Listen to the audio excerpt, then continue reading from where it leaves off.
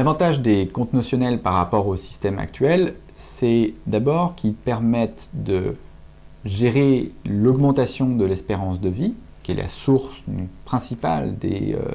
déséquilibres financiers de long terme, de façon explicite et surtout de façon progressive, continue,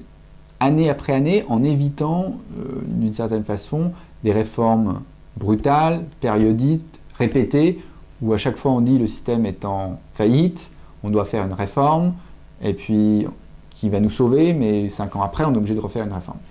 C'est rendre un processus, on sait que ces évolutions sont des évolutions qui sont lentes, qui sont continues, qui n'ont jamais été démenties sur les 30 dernières années, donc il faut prendre ça en compte pour faire en sorte que le système évolue de façon plus continue et de façon moins brutale.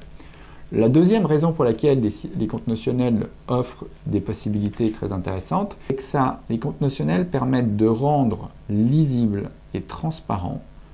à l'ensemble des salariés que les cotisations très importantes de retraite, auxquelles cotisations obligatoires qui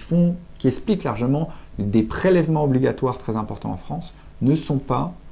des impôts qui partent en l'air, mais bien des droits acquis par les salariés. C'est très important pour faire en sorte que dans un cadre où la pression sur l'importance de ces prélèvements obligatoires qui conduit à remettre en cause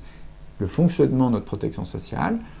de bien rendre clairement lisible le fait que c'est un fonctionnement assurantiel,